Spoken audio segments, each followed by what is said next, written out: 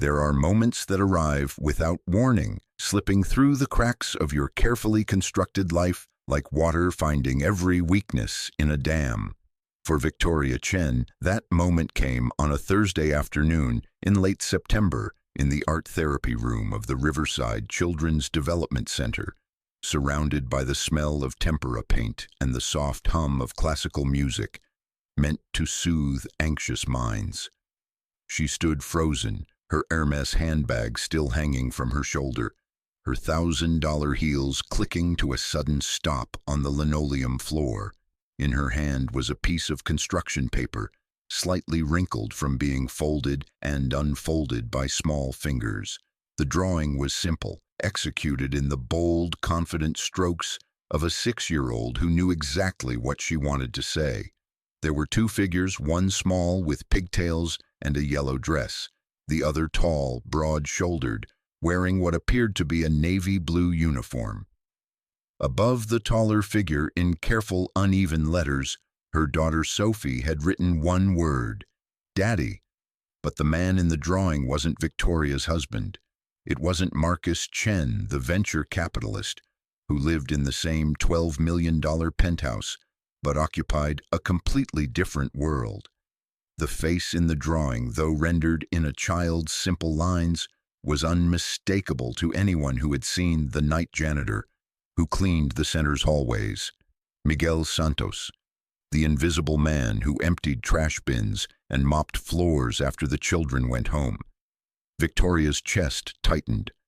The room tilted slightly, as if the earth had shifted beneath her expensive shoes. If you're enjoying this story so far, don't forget to hit the like button and subscribe. Drop a comment telling me where in the world you're watching from. I love hearing from you. The art therapist, a gentlewoman named Dr. Patricia Moore, cleared her throat softly. She had been watching Victoria's face with the practiced patience of someone who had delivered difficult news many times before. "Mrs. Chen," she said quietly, "I think we should talk about what Sophie has been expressing in her sessions." Victoria couldn't speak. She stared at the drawing, at the careful way Sophie had colored in the janitor's dark hair, the smile she had given him, so wide it nearly touched both edges of his face. The little girl in the picture was holding his hand. They were standing in front of what appeared to be the center's garden, the one with the fountain that Sophie loved to watch during her speech therapy breaks. When did she draw this? Victoria finally managed, her voice tight and professional, the same tone she used in boardroom meetings when she needed to maintain control. 2 days ago, Dr. Moore replied, gesturing to the small table where Sophie's other artwork lay scattered. She's been drawing him quite a bit lately, always in scenarios where they're together, playing, talking, walking. She calls him her real daddy. The words landed like stones in Victoria's stomach. Real daddy. As if Marcus, despite his absence, despite his endless business trips and late meetings, despite the emotional chasm that had grown between them all, wasn't real enough. As if the man who shared Sophie's DNA but barely knew her favorite color was somehow less present than a janitor who worked the night shift. Victoria's life had always been measured in achievements. Stanford MBA at 25, VP of Operations at Chen Enterprises by 30, marriage to Marcus Chen, the golden boy of Silicon Valley venture capital by 32, and then Sophie, their miracle baby, born after 3 rounds of IVF and countless prayers whispered into the expensive silence of their master bedroom. But Sophie hadn't been the miracle they expected. The diagnosis came at 18 months. Autism spectrum disorder, severe speech delay, sensory processing challenges. Suddenly, their carefully planned life fractured into therapy appointments, specialist consultations, and sleepless nights, filled with Sophie's wordless crying that Victoria couldn't decode. Marcus had retreated into work.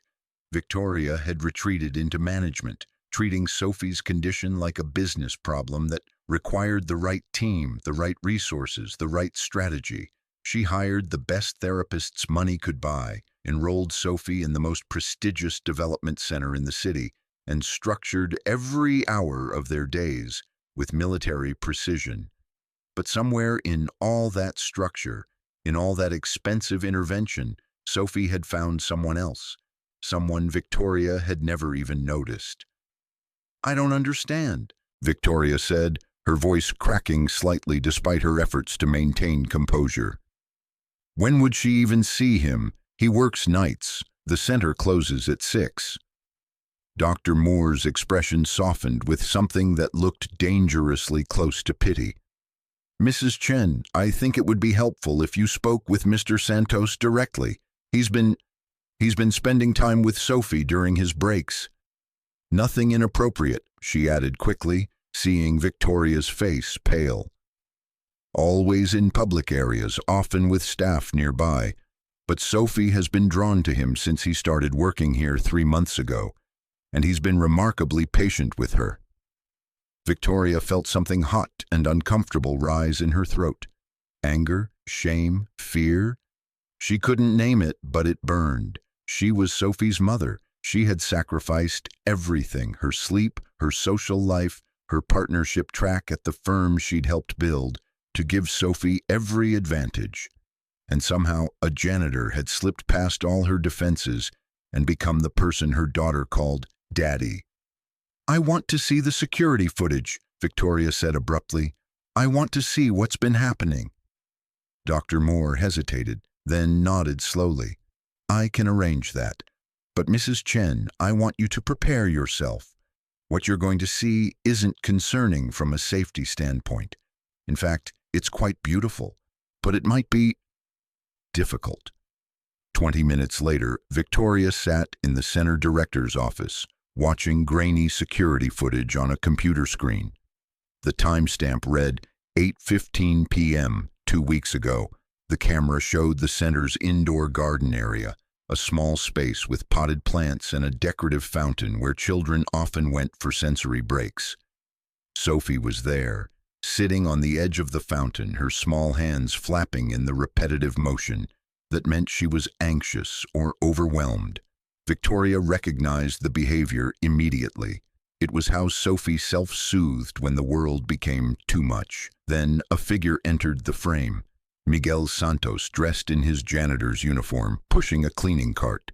He was younger than Victoria expected, maybe late 30s, with kind eyes and an unhurried way of moving. He didn't approach Sophie directly.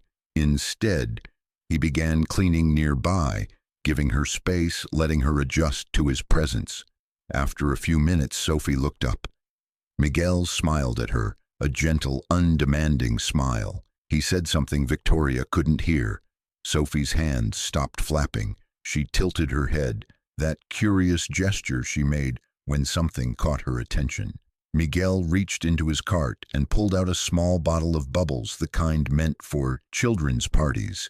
He blew a stream of bubbles toward the fountain where they caught the light and drifted lazily through the air. Sophie's face transformed. She laughed, that rare, pure sound that Victoria heard so infrequently it made her heart ache every time. For the next 15 minutes, Victoria watched Miguel blow bubbles while Sophie chased them, giggling, her whole body loose and joyful in a way Victoria rarely saw. Miguel didn't touch her. He didn't force interaction. He simply created a space where Sophie could be herself, and somehow that was enough. The footage cut to another day, same location, different time. This time, Miguel was sitting on the floor near the fountain, and Sophie was beside him, close enough that their shoulders almost touched. He appeared to be showing her something on his phone. Sophie leaned closer, her face intent. Then she did something that made Victoria's breath catch. Sophie took Miguel's hand and placed it on her own chest, right over her heart. It was a gesture Victoria recognized. Sophie did it when she wanted to share something important, when she wanted someone to understand a feeling she couldn't verbalize. Miguel seemed to understand immediately. He placed his other hand on his own chest, mirroring her. They sat like that for several moments, connected through that simple gesture, and Victoria saw tears tracking down Miguel's face. The video ended. Victoria sat in the darkness of the office, her own face wet with tears. She hadn't realized she was crying. Dr. Moore stood quietly by the door, giving her space to process. "He's a father," Dr. Moore said softly. "I spoke with him after I noticed their connection. He has a daughter too, 8 years old. He's raising her alone." "Where's the mother?" Victoria asked, her voice barely audible. "He didn't say, but I got the sense it's complicated. He works 3 jobs to support her. Night janitor here, day shift at a warehouse, weekends doing landscaping. His daughter has similar challenges to Sophie. He understands what you're going through in ways most people can't." Victoria felt something crack open inside her chest. Some carefully maintained wall she'd built between herself and the messiness of real human connection. This man, this janitor she'd never bothered to notice, was living the nightmare she feared most, raising a special needs child alone, without resources, without help, without the safety net her wealth provided. And somehow, despite carrying that impossible weight, he had found the grace to show kindness to her daughter, to see Sophie not as a problem to be managed, but as a person to be met where she was. "I need to talk to him," Victoria said suddenly, standing up. "Tonight. When does his shift start?" 9 p.m., Dr. Moore replied. "But Mrs. Chen, maybe you should take some time to—" "No," Victoria interrupted, her voice firm. "I've taken enough time. I've been taking time while my daughter found a father figure in someone I never even saw. I need to understand what's happening here." She left the center with Sophie's drawing still clutched in her hand, the construction paper now wrinkled from her grip. On the drive home, she couldn't stop looking at it, at the joy Sophie had captured in those simple crayon strokes. The little girl in the picture looked happy, seen, loved. When was the last time Sophie had looked that way with her? Victoria's penthouse apartment on the 42nd floor of the Meridian Tower felt especially empty that evening. Marcus was in New York for a conference, a trip he'd extended by 3 days without consulting her. Sophie was with her overnight nanny, a kind Filipino woman named Rosa, who was one of the few people Sophie tolerated touching her. Victoria stood by the floor-to-ceiling windows, looking out at the city lights that sparkled like scattered diamonds. From here, everything looked small, manageable, ordered. From here, she couldn't see the individual struggles of the people in those buildings, the janitors and warehouse workers and single parents trying to hold their worlds together with sheer will and love.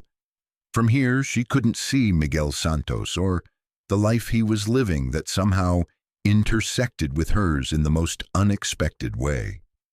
She thought about the footage she'd watched, the gentleness Miguel had shown Sophie, the patience that had cost him nothing but time he probably didn't have to spare. She thought about the tears on his face when Sophie had placed his hand over her heart, and she wondered what he had lost that made him understand that gesture so completely. At 8:45 p.m., Victoria made a decision that surprised even herself. She called Rosa, confirmed Sophie was asleep, and then did something she hadn't done in years. She got in her car and drove back to the center alone, without her assistant, without a plan, without the armor of her professional persona. She was just a mother trying to understand why her daughter had chosen a stranger to call daddy, and maybe, if she was honest with herself, trying to understand what she had missed in her own life that made a janitor see more clearly than she could from the height of her success. The parking lot was nearly empty when she arrived. One dim light illuminated the entrance, and through the glass doors, she could see the hallways stretching into darkness. Her hands trembled slightly as she pushed through the entrance. She had texted Dr. Moore, who had arranged for her to access the building after hours. The center felt different at night. The cheerful daytime energy had been replaced by a cathedral-like quiet, broken only by the distant hum of industrial cleaning equipment. Victoria followed the sound, her heels echoing in the empty hallways, until she found him. Miguel Santos was in the main therapy room, methodically mopping the floor with smooth, practiced motions. His back was to her, headphones in his ears, and for a moment Victoria just watched him work. There was dignity in his movements, a kind of meditation in the simple act of making things clean. She cleared her throat. Miguel turned, surprise flickering across his face as he pulled out his headphones. Up close, he looked tired, the kind of exhaustion that had settled into his bones and made a home there. But his eyes were kind, patient, the same eyes Sophie had drawn with such care. "Mrs. Chen," he said, setting down his mop. His voice was accented, gentle. "Is Sophie okay?" It was the first thing he asked. Not, "What are you doing here?" or "Am I in trouble?" His first thought was for her daughter's well-being. Victoria felt her carefully prepared speech dissolve. Instead, she held out the drawing, her hand not quite steady. "Can you tell me why my daughter drew this?" Miguel looked at the picture, and something soft crossed his face. Sadness, maybe, or recognition. "She's a special girl," he said quietly. "Very smart, very loving." "That's not an answer," Victoria replied, but her voice lacked its usual edge. "Why did she call you Daddy?" Miguel was silent for a long moment. Then he moved to one of the small chairs meant for children and sat down, gesturing for Victoria to take the other one. She hesitated, then sat, feeling ridiculous in her designer clothes on furniture meant for 6-year-olds. "I have a daughter," Miguel began, his voice careful as if he was weighing each word. "Her name is Isabella. She's 8. She has autism, like Sophie. And 3 years ago, my wife left us. She said she couldn't handle it anymore, that she never signed up for a broken child." His voice cracked slightly on the last words. "So I know what it feels like to be lost. To love someone so much it hurts, and still feel like you're failing them every day." Victoria felt her throat tighten. "You're not failing." "I work 3 jobs, Miguel continued, "and it's still not enough. I can't afford the therapies Isabella needs. I can't give her the opportunities that could change her life. So when I see Sophie, when I see what's possible, when a child has every resource, every chance, it makes me happy and sad, but mostly happy." "Then why?" Victoria struggled to form the question. "Why does she connect with you and not with us? We've given her everything." Miguel's eyes met hers, and there was no judgment in them, only understanding. "Mrs. Chen, I don't think Sophie needs everything. I think she just needs someone to sit with her, someone who doesn't want to fix her or change her, someone who just wants to blow bubbles and watch her laugh." The words hit Victoria like a physical blow. All the therapy schedules, all the specialist appointments, all the structured interventions she'd so carefully orchestrated, none of it had asked the simple question, what does Sophie need to feel loved exactly as she is? "I didn't know," Victoria whispered. "I thought I was helping." "You are helping," Miguel said firmly.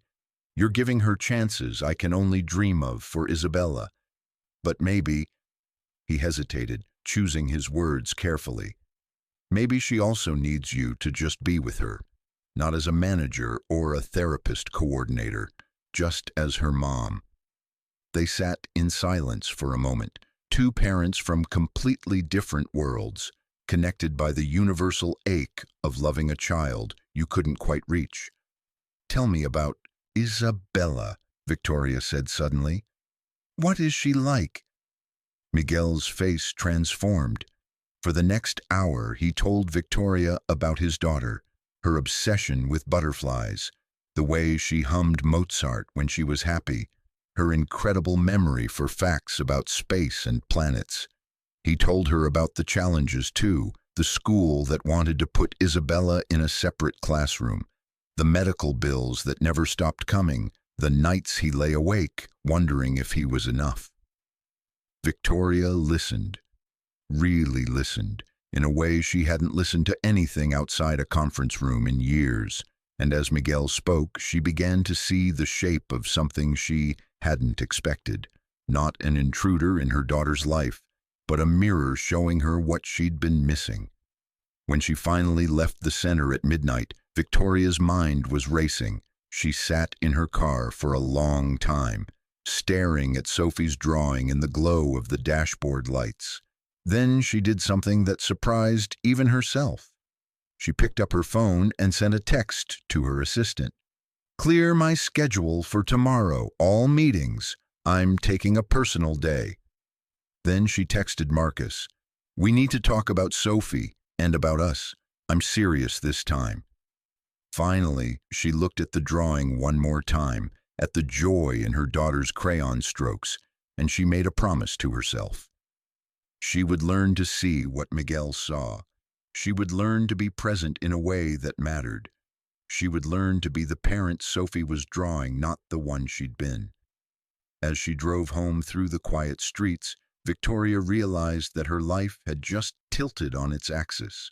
She didn't know where this path would lead, but she knew one thing with absolute certainty. She couldn't go back to the way things were. The invisible man had been seen, and in seeing him, Victoria had finally started to see herself. The morning after her conversation with Miguel, Victoria woke to find Sophie standing beside her bed, clutching her favorite stuffed elephant. It was 6:30 a.m., earlier than Sophie usually woke, and the pale September light filtering through the curtains made her daughter look almost ethereal, like a small ghost visiting from a gentler world. "Mama," Sophie said, the word coming out slowly, carefully, the way it always did. Speech was hard for Sophie, each word a mountain she had to climb. "Bubbles." Victoria sat up, her heart doing something strange in her chest. Sophie rarely requested things. She lived mostly in her own world, communicating through gestures and drawings and the mysterious language of her flapping hands. But now she stood there, hopeful, asking for something Miguel had given her. "Yes, baby," Victoria heard herself say. "We can do bubbles." She called her assistant and canceled her meetings for the entire week. The shocked silence on the other end of the phone told her everything she needed to know about how rarely she did this. Then she got dressed not in her usual armor of designer suits, but in jeans and a soft sweater she'd bought years ago and never worn because it felt too casual, too vulnerable. Rosa, the night nanny, raised her eyebrows when she saw Victoria at the breakfast table, actually sitting with Sophie instead of reviewing emails on her tablet. "You're staying home today, Mrs. Chen?" "I'm staying home all week," Victoria replied, and saying it out loud felt like stepping off a cliff into uncertain air. "I need to spend time with Sophie, real time." They went to the park that morning, just the two of them. No therapists or structured activities. Victoria bought a bottle of bubbles from a convenience store, the cheap plastic kind that cost $2 and felt impossibly fragile in her hands. She'd never bought anything that inexpensive in years. In the park, surrounded by the sounds of other children playing and dogs barking and the distant hum of traffic, Victoria blew bubbles while Sophie chased them. And for the first time in months, maybe years, she wasn't thinking about quarterly projections or board meetings or the 100 ways she was failing to fix her daughter.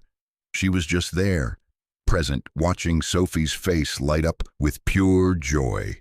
A woman on a nearby bench smiled at them. "Your daughter is beautiful." "Thank you," Victoria replied, and realized with a start that it was the first time in ages she'd had a normal, casual conversation with another parent. Usually she was too busy rushing Sophie from one appointment to another, too armored in her professional persona to connect. That afternoon, Victoria did something she'd been avoiding for weeks. She called Marcus. He answered on the fourth ring, his voice distracted. "Victoria, I'm in the middle of a pitch meeting. Can this wait?" "No," she said firmly. "It can't." We need to talk about Sophie, about us, about the fact that our daughter drew a picture calling the janitor at her therapy center Daddy. Because we've been so absent, she had to find a father figure in someone we pay minimum wage to empty our trash. The silence on the other end stretched so long she thought he might have hung up. Then, "What are you talking about?" Victoria told him everything. The drawing, the security footage, the conversation with Miguel. And as she spoke, she felt something shift inside her, like tectonic plates rearranging themselves after years of pressure. She wasn't asking Marcus to fix this.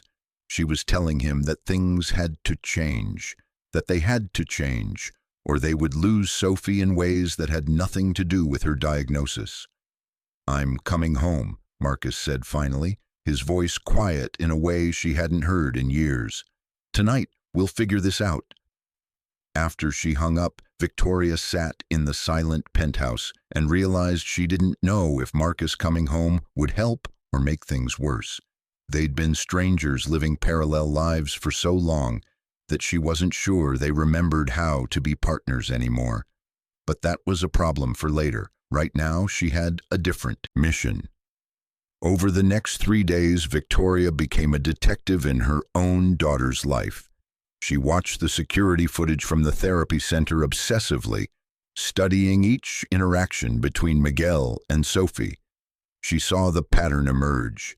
Every night around 8:15, when his break came, Miguel would find his way to wherever Sophie's late therapy session was ending. He never imposed himself. He simply made himself available, creating a quiet presence Sophie could approach if she chose. And Sophie always chose. Victoria watched them sit together in comfortable silence. She watched Miguel teach Sophie to water the plants in the indoor garden, his patient hands guiding her small ones. She watched him show Sophie photos on his phone of his daughter Isabella, and the way Sophie's face would lean close, studying the images with intense concentration. On the 4th day, Victoria made a decision that terrified her. She asked Dr. Moore for Miguel's contact information and sent him a text message. "Mr. Santos, this is Victoria Chen. Would you be willing to meet for coffee? I'd like to learn more about helping Sophie, and I'd like to meet Isabella if that's okay with you." The response came 20 minutes later. "Mrs. Chen, I would be honored. Isabella would love to meet Sophie. She's been asking about the girl I told her about." They arranged to meet on Saturday morning at a small park near Miguel's apartment in the Riverside district, a neighborhood Victoria had driven through but never really seen. When she pulled up in her Tesla, she felt suddenly self-conscious, aware of how her car cost more than most people in this neighborhood earned in 2 years. Miguel was waiting by the playground, and beside him stood a small girl with dark braids and serious eyes. Isabella. She wore a purple jacket that was slightly too small and carried a worn backpack decorated with butterfly stickers. When she saw Sophie climbing out of Victoria's car, her face transformed with a smile so genuine it made Victoria's throat tight.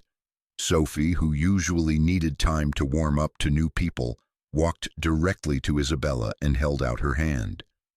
Isabella took it without hesitation, and the two girls stood there for a moment, connected in that mysterious way children sometimes are, speaking a language that had nothing to do with words.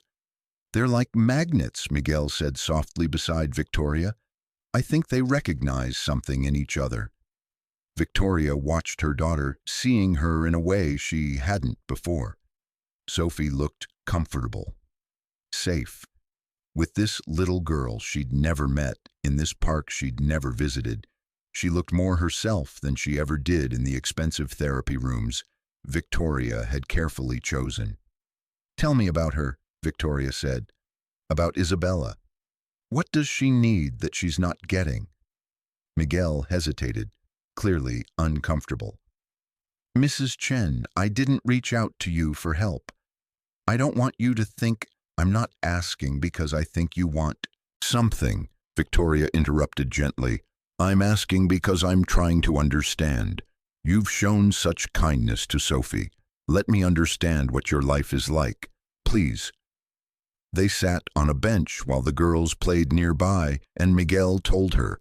He spoke about Isabella's diagnosis at age 3, the same age Sophie had been diagnosed.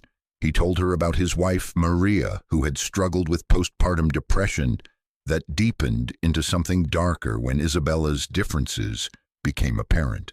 How Maria had left one morning while Isabella was at daycare, leaving only a note saying she couldn't be the mother of a broken child. "I was angry for a long time," Miguel admitted, his voice low. "Not at Maria, really, at myself, for not seeing how much she was struggling, for not being able to make things better." Victoria understood that anger. She'd felt it too, directed at herself, at Marcus, at the universe that had given them a beautiful daughter who lived in a world slightly adjacent to their own. "Isabella needs speech therapy," Miguel continued. "She needs occupational therapy. She needs social skills groups. The public school offers some services, but not enough, and the private places." He trailed off, gesturing helplessly. "I make $19 an hour at the warehouse, 14 at the center. The therapy she needs costs $200 a session, and insurance covers almost nothing." Victoria did the math automatically. Miguel worked roughly 80 hours a week across his 3 jobs. That was maybe $45,000 a year before taxes. Sophie's therapy team cost Victoria more per month than Miguel earned in half a year. The inequity of it struck her like a physical blow. "What if," Victoria heard herself say, "what if Sophie and Isabella did therapy together? Peer therapy. It's supposed to be beneficial for children on the spectrum, to work with other kids who understand their experiences." Miguel looked at her carefully. "Mrs. Chen, I appreciate the thought, but I can't accept charity." "It's not charity," Victoria said firmly. "I've been researching. Peer-based therapy actually is more effective than isolated sessions. And honestly, Mr. Santos, watching that security footage, Isabella might be helping Sophie more than any therapist we've hired. She deserves to benefit too. If you're hooked on this story, make sure to subscribe and turn on notifications so you never miss an upload. Your support means everything and helps me bring you more emotional stories like this one." They negotiated carefully, 2 proud people trying to find a way to help each other's children without crossing invisible lines of dignity. Finally, they agreed. Victoria would arrange for Isabella to join some of Sophie's therapy sessions, officially as a peer partner, with Isabella receiving the same services. Miguel insisted on contributing what he could, and Victoria didn't argue, understanding that his pride required it. Over the next 2 weeks, something unexpected happened. The girls flourished together. In speech therapy, Isabella's slightly more advanced language skills helped Sophie find words. In occupational therapy, Sophie's careful attention to detail helped Isabella with fine motor tasks that frustrated her. They became inseparable, 2 small girls building a friendship that transcended their challenges. And in the process, Victoria and Miguel built something too. Not a friendship exactly, not at first. More like a partnership forged in the trenches of special needs parenting. They began texting each other tips and encouragements. Victoria shared research articles about new therapies. Miguel shared practical strategies he'd learned through trial and error with Isabella. One evening, Miguel sent a video of Isabella and Sophie playing together in the therapy center's garden. The 2 girls were arranging rocks in patterns, completely absorbed, occasionally humming in harmony. Victoria watched it 3 times, crying harder each time, because Sophie looked so happy, so accepted, so beautifully herself. She showed the video to Marcus that night. He'd been home more often since their phone call, trying in his awkward way to be present. He watched the video silently, then looked at Victoria with something like wonder in his eyes. "I don't remember the last time I saw her that relaxed," he said quietly. Me neither, Victoria admitted. Miguel says Isabella brings out something in Sophie that therapists can't access. They just understand each other. Marcus was quiet for a long moment. Then, this Miguel, he seems like a good man. Maybe we should invite him and Isabella over for dinner. I'd like to meet them properly. Victoria felt something crack open in her chest. It was such a small gesture, but coming from Marcus, who had spent years avoiding anything that made him uncomfortable, it felt monumental. I'd like that, she said softly. I think they'd like that too.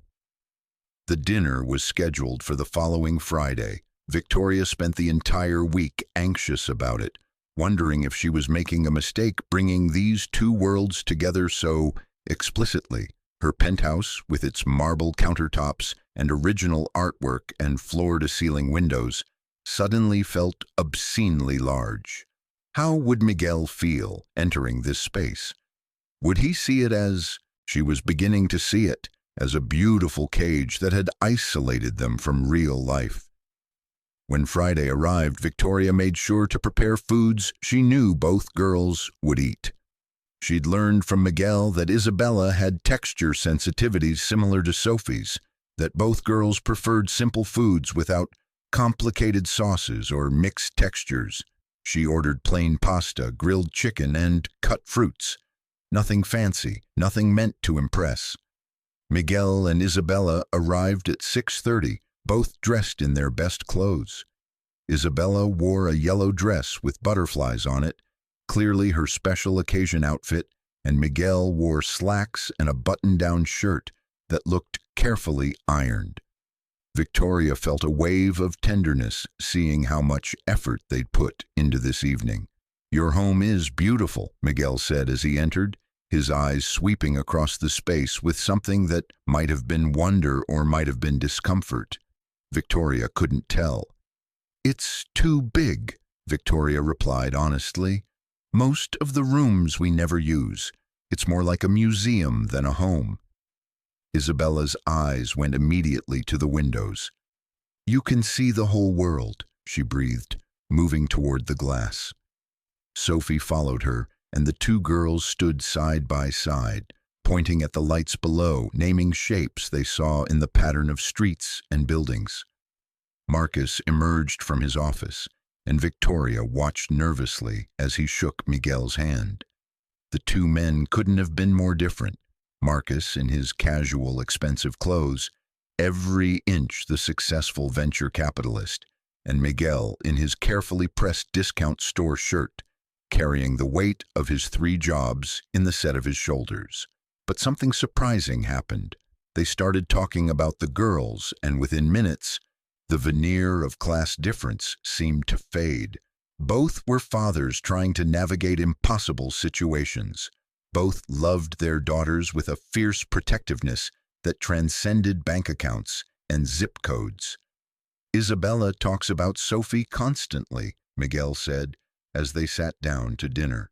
Every night she tells me what they did in therapy.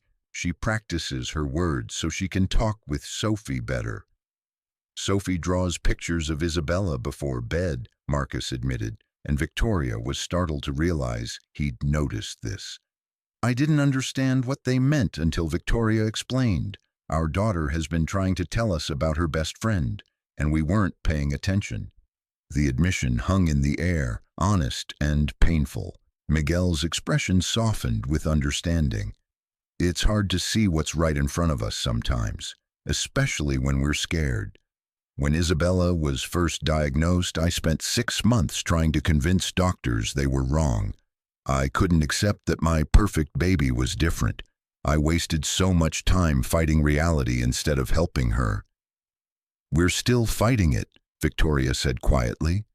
At least we were. I kept thinking if I just found the right therapy, the right intervention, I could fix her, like she was a problem to solve instead of a person to love. Miguel met her eyes across the table, and there was no judgment in his gaze, only recognition. We all do that at first. It's not wrong to want to help your child, but somewhere along the way we have to stop trying to change them and start trying to understand them. The words settled into Victoria, like truth she'd been avoiding.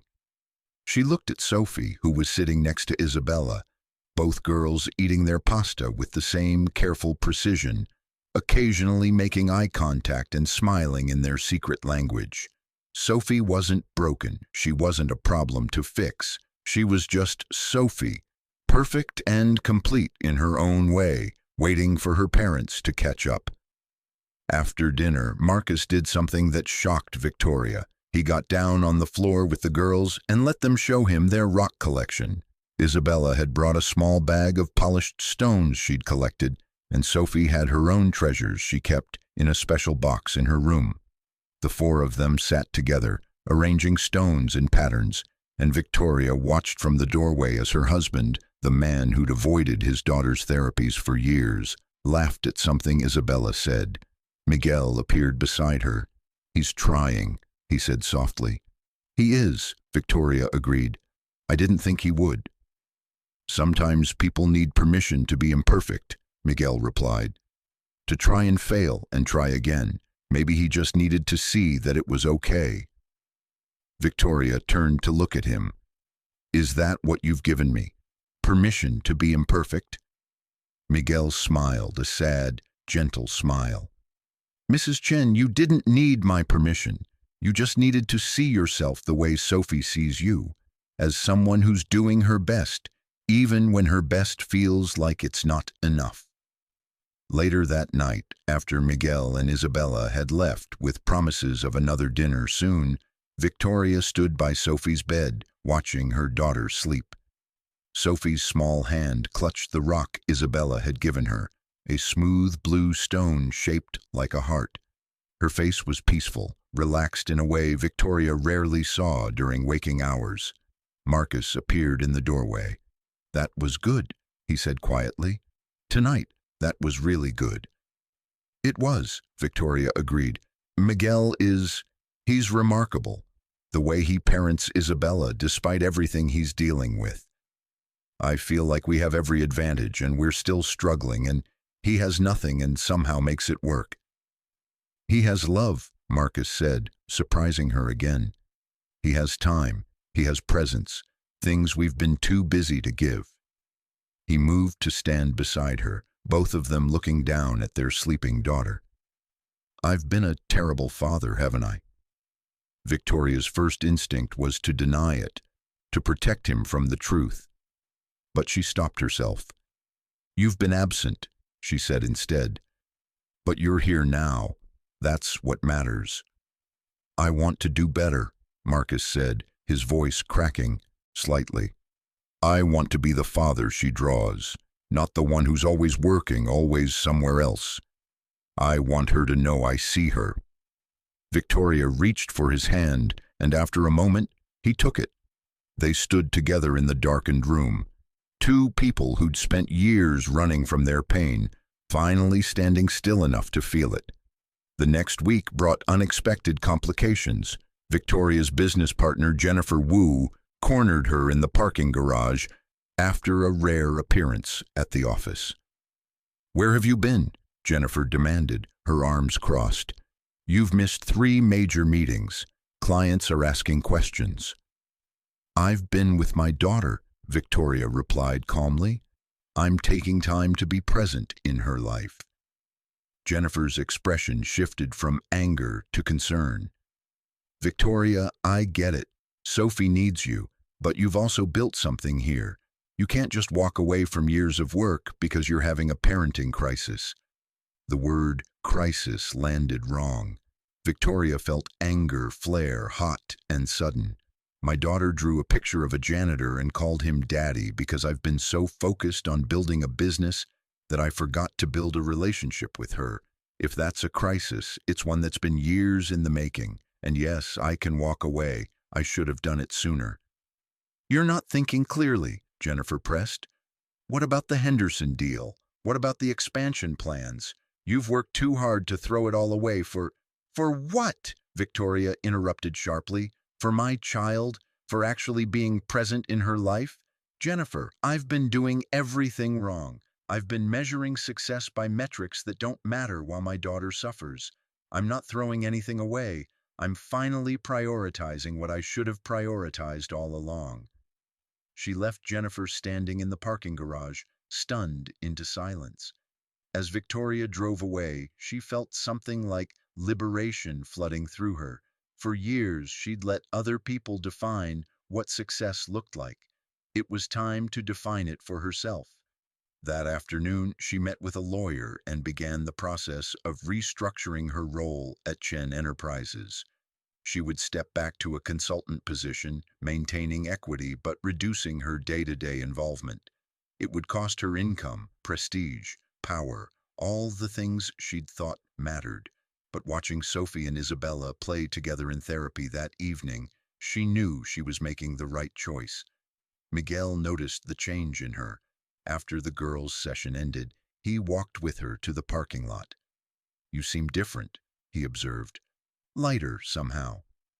"I quit my job," Victoria said, and saying it out loud still felt surreal. "Well, mostly quit. I'm stepping back dramatically. I'm going to spend more time with Sophie, really spend time with her, not just managing her schedule." Miguel was quiet for a moment, then smiled. "That's brave. It's hard to let go of things we've built our identity around." "You would know," Victoria said, gesturing at his janitor's uniform. "Dr. Moore mentioned you had a different career before Isabella and everything changed." Miguel's expression shifted, becoming guarded. "I was an engineer," he admitted after a pause. "Structural engineer. I worked on bridge designs for the city. It was good work. I loved it." "What happened?" "Maria left, and suddenly I needed flexible hours, multiple jobs, insurance I could afford. The engineering firm couldn't accommodate my schedule. So I left and found work I could do around Isabella's needs." He said it matter-of-factly, without self-pity, but Victoria heard the grief underneath. A whole life sacrificed, dreams deferred, all for love of his daughter. "That must have been incredibly difficult," Victoria said softly. "It was necessary," Miguel replied. "I don't regret it, but sometimes, late at night, when I'm mopping floors, I think about the bridges I'll never design, the problems I'll never solve." He smiled sadly. "But then Isabella shows me a butterfly she drew, or tells me about her day in her careful words, and I remember that being her father is the most important thing I'll ever build." Victoria felt tears threatening. "You're a good man, Miguel Santos, better than most people I know who have far more advantages." "I'm just a father trying his best," Miguel said. "Same as you're a mother trying hers. We're all just doing what we can with what we have." They stood in the parking lot as evening deepened around them, two parents from different worlds who'd found unexpected understanding in each other. And Victoria realized that somewhere along the way, Miguel had become more than just her daughter's friend. He'd become her teacher, showing her what really mattered through his quiet example. As she drove home that night, Sophie sleeping peacefully in the back seat, Victoria thought about bridges, the ones Miguel used to design, the ones he'd built between two little girls who needed each other, the one he'd unknowingly constructed between Victoria and the life she was supposed to be living. Sometimes the most important structures weren't made of steel and concrete. Sometimes they were made of patience, presence, and the willingness to see beyond what you thought you knew.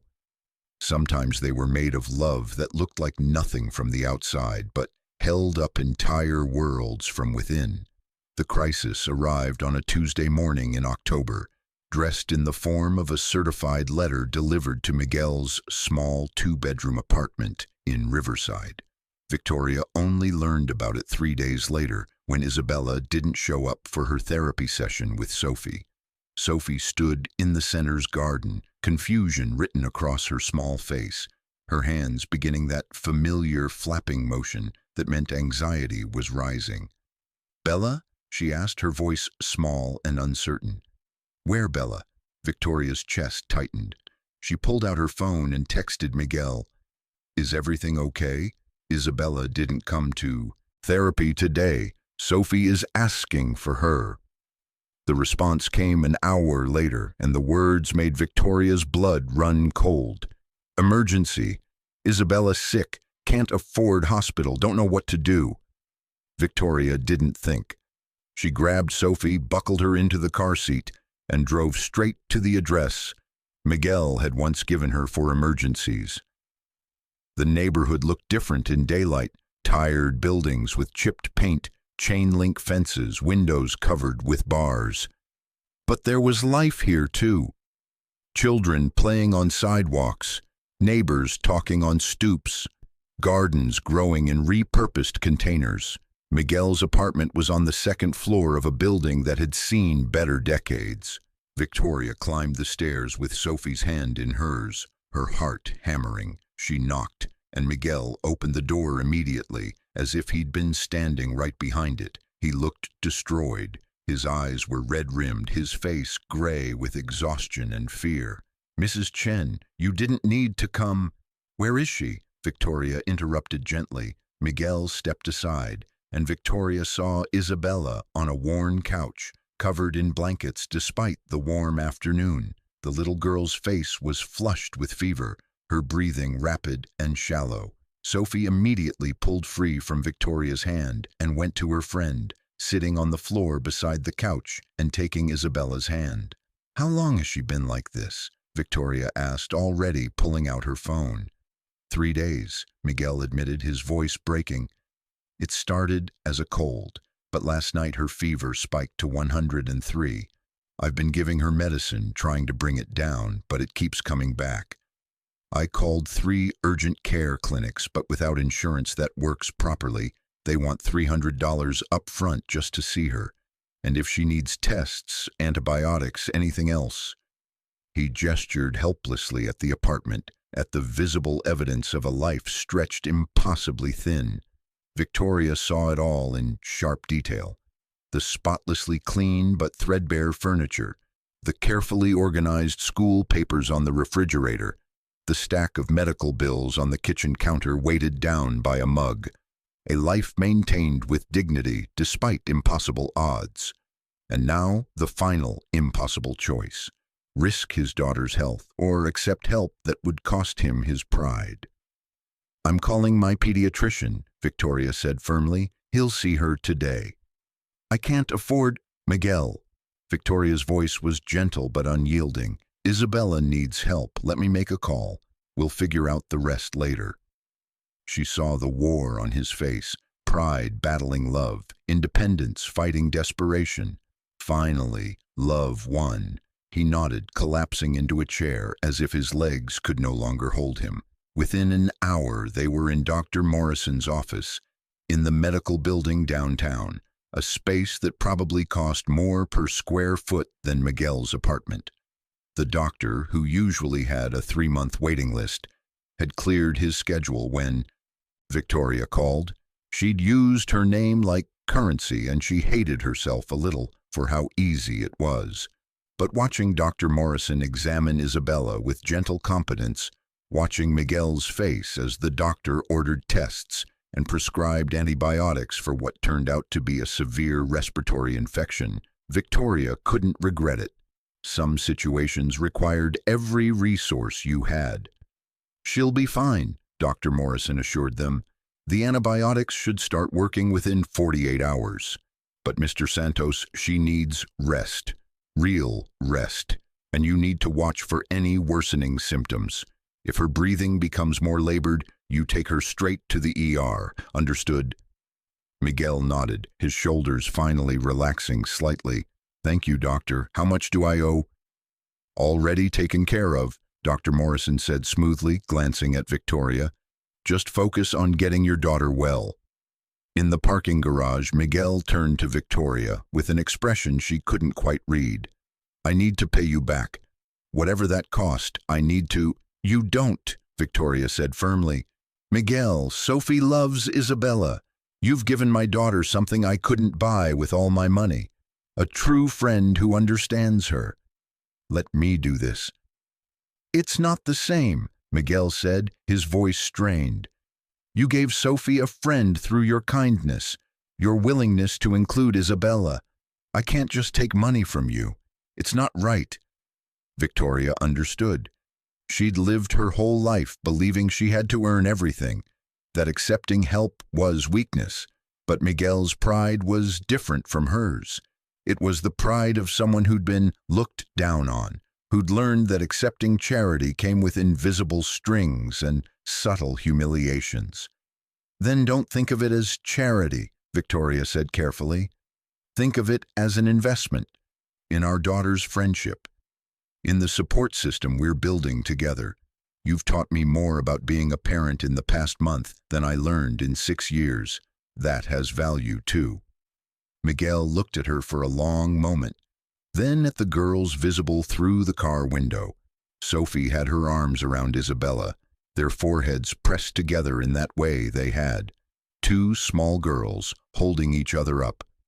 Okay, he said finally, but I need to contribute something. I need to feel like I'm not just taking. That night, Victoria lay awake, thinking about the look on Miguel's face when he'd opened that apartment door, the desperation of a parent facing their child's illness without a safety net. She'd had safety nets her whole life, trust funds and health insurance and bank accounts that could absorb any emergency. She'd never understood what it felt like to choose between your child's health and next month's rent. The next morning, she did something impulsive.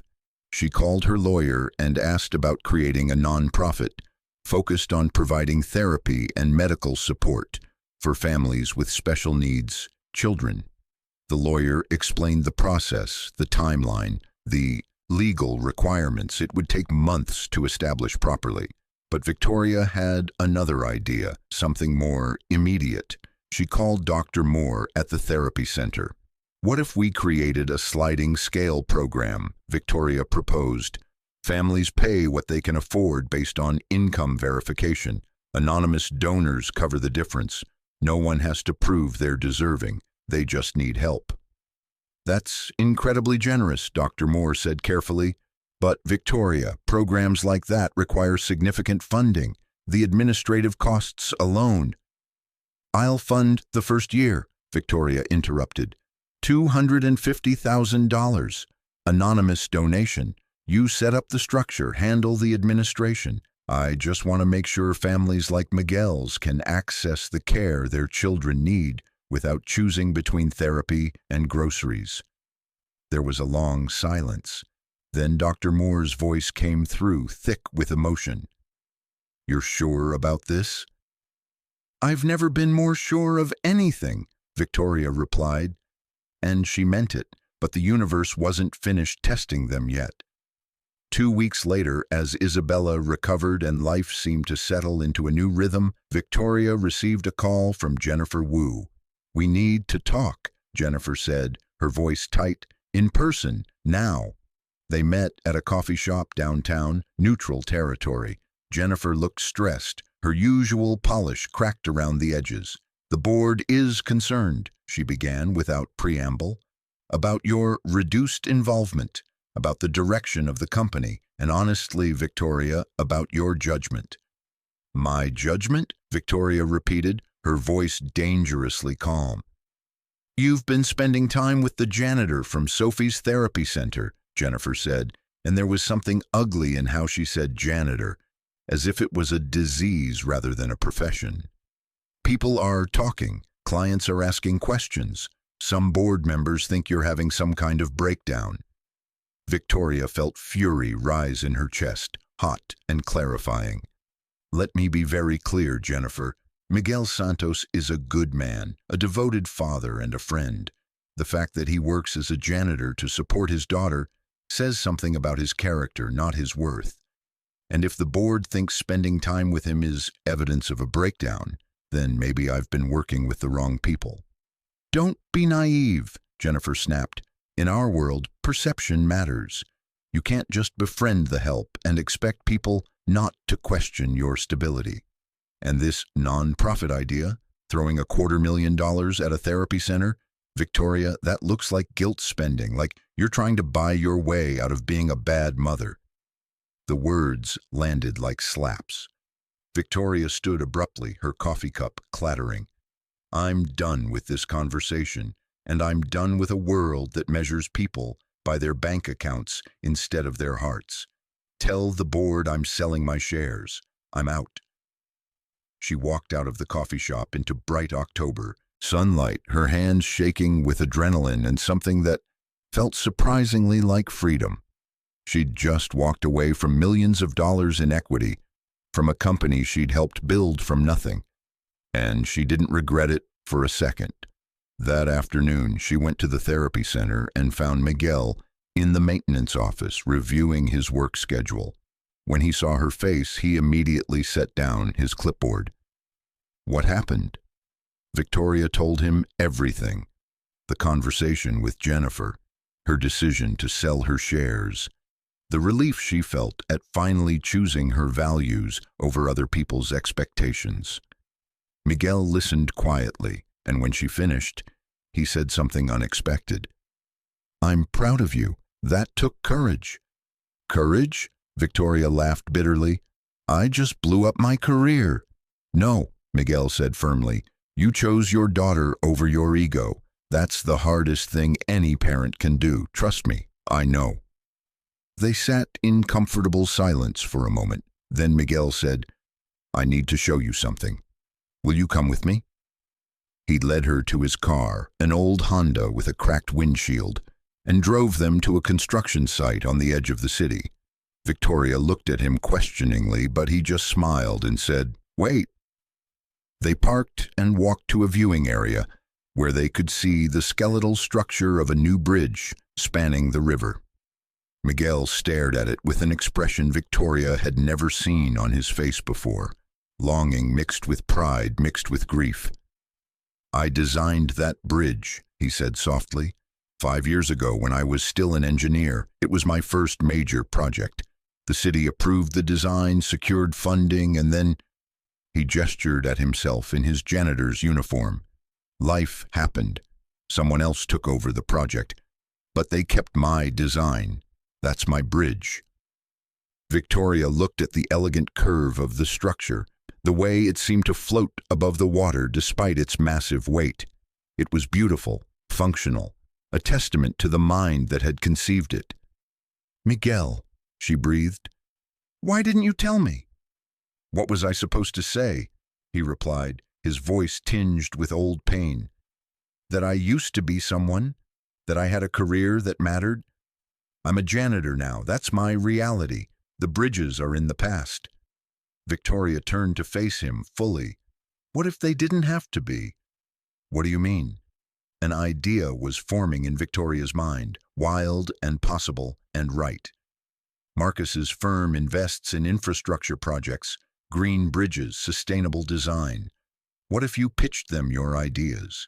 What if we found a way to bring your skills back into use, but on your terms? Flexible schedule, remote work when possible, structured around Isabella's needs. Miguel stared at her like she'd suggested he could fly. Mrs. Chen, no one's going to hire a janitor who hasn't worked in engineering for 3 years. My credentials are outdated. My connections are gone. You're a structural engineer who designed that, Victoria interrupted, pointing at the bridge.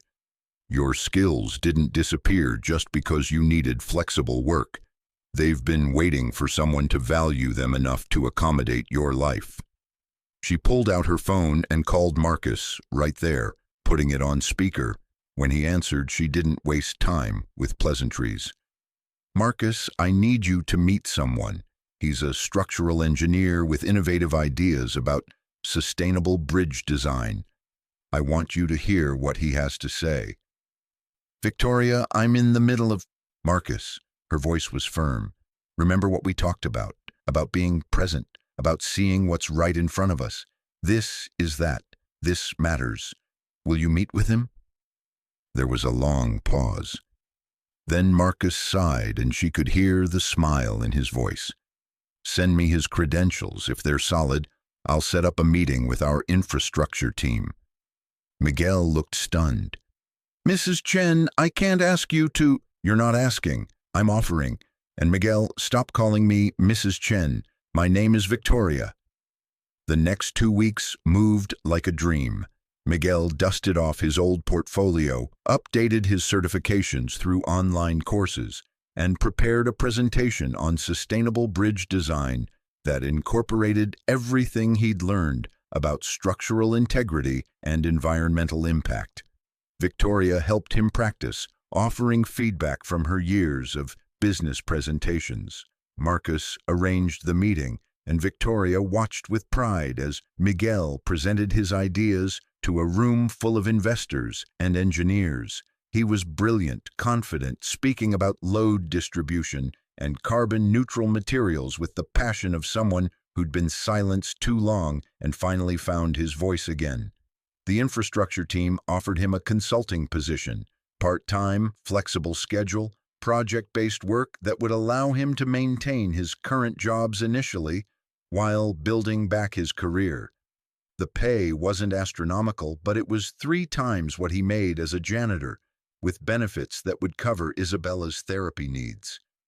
Miguel stood in the conference room after everyone else had left, staring at the contract in his hands like it might disappear. Victoria waited quietly, letting him process. "I don't know what to say," he finally whispered. "Thank you doesn't feel like enough." "Then don't say it," Victoria replied. "Just promise me something. Promise you'll teach Isabella that her father is someone who builds bridges, literal and metaphorical, someone who didn't let circumstances define his worth. She needs to know that about you." Miguel's eyes filled with tears. "She's going to have so many more opportunities now.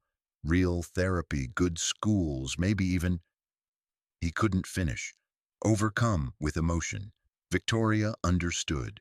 She felt it too, the vertigo of watching a life transform, the terror and joy of letting go of one identity and stepping into another.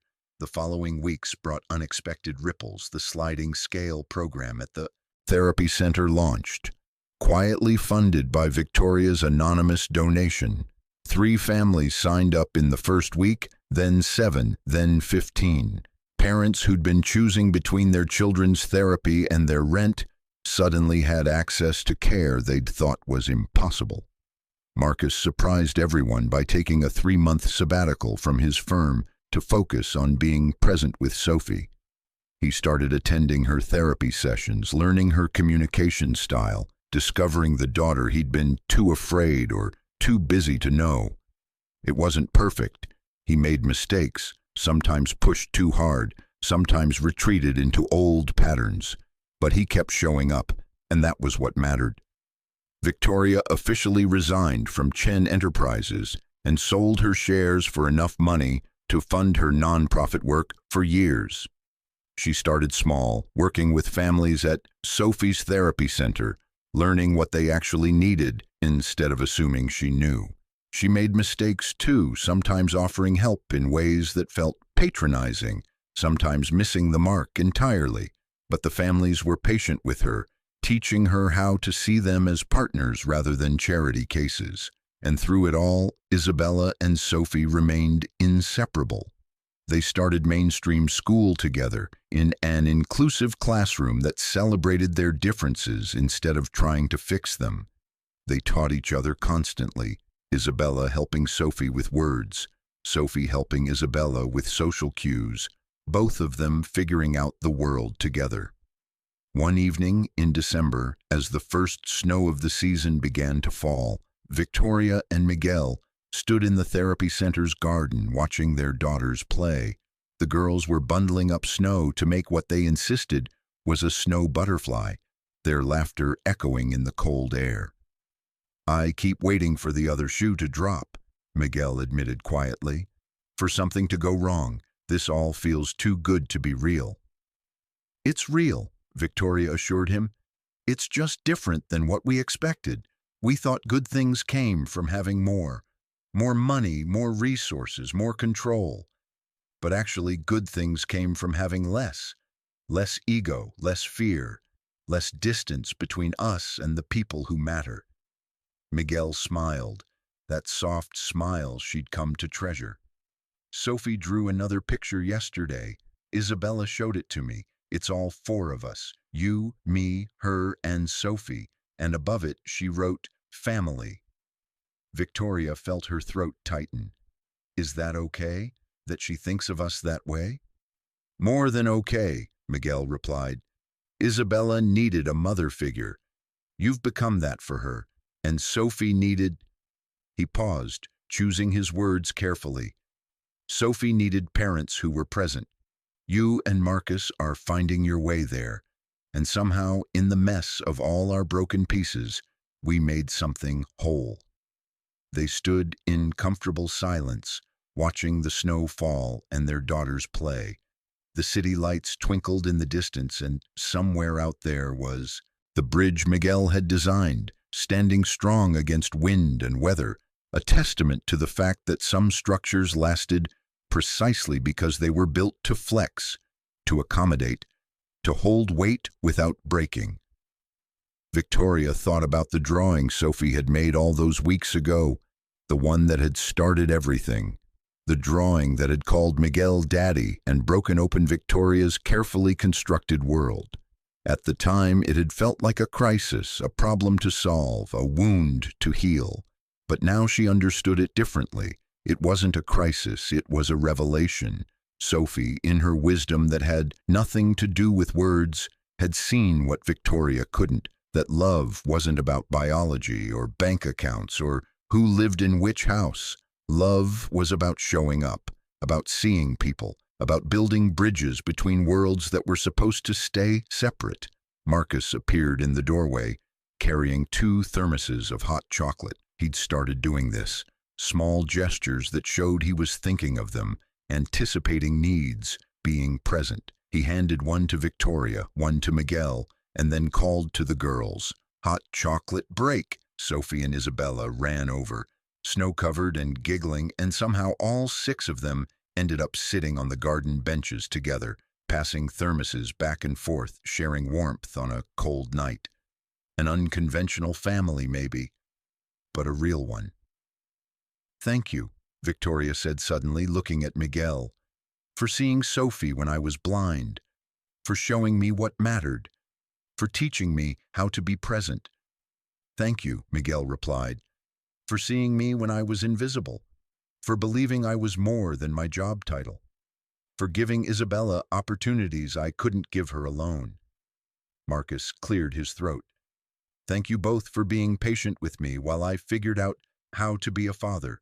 I'm still learning, but I'm here. I'm trying. The girls looked at the adults with their serious, knowing eyes, and Sophie did something remarkable. She took Isabella's hand, then reached for Victoria's hand and Miguel's hand, creating a circle. Isabella completed it by taking Marcus's hand and reaching for her father's other hand. They sat like that, connected in the falling snow, 6 people who'd found each other against all odds and chosen to become family not because they had to, but because they wanted to, because they'd learned that the most important bridges weren't made of steel and concrete. They were made of vulnerability and trust, and the courage to reach across divides that seemed impossible to cross. Later that night, after Miguel and Isabella had gone home, after Sophie was tucked into bed clutching her blue heart-shaped stone, Victoria stood by the window of her penthouse, looking out at the city. The lights below sparkled like stars, and somewhere out there was Miguel's bridge, and the therapy center, and all the families whose lives were quietly transforming because someone had finally seen them. Marcus came to stand beside her. No regrets? He asked softly. Victoria thought about everything she'd given up, her career, her status, her carefully constructed life. And she thought about everything she'd gained, a daughter who smiled more, a marriage that was slowly healing, a purpose that mattered, a friend who'd changed everything by simply being seen. No regrets, she said firmly, not a single one. Outside, the snow continued to fall, covering the city in a blanket of white. and in a small apartment across town, Miguel tucked Isabella into bed and told her about the new bridge project he'd been assigned, about how her daddy was going to design something beautiful that would last for generations. "Like the bridge between you and Sophie?" Isabella asked sleepily. Miguel smiled, kissing her forehead. "Exactly like that, mija. Exactly like that." And somewhere in the space between their two homes, invisible but unbreakable, the bridge they'd all built together stood strong. A structure made of nothing more than love and presence, and the willingness to see each other as they truly were. Not as billionaire or janitor, not as privileged or struggling, but simply as human beings trying their best, finding their way home. The drawing that had started it all was framed now, hanging in Victoria's home office where she did her non-profit work. Sophie's careful crayon strokes, the word "daddy," above a man who'd been invisible until a child's wisdom made him seen. It reminded Victoria every day that the most important things in life weren't bought or earned or achieved. They were noticed, honored, and chosen. And sometimes, if you were very lucky, they chose you back. Thank you so much for watching until the end. If you loved this story, check out the other videos on your screen now. I think you'll really enjoy them. And don't forget to subscribe if you haven't already. See you in the next story.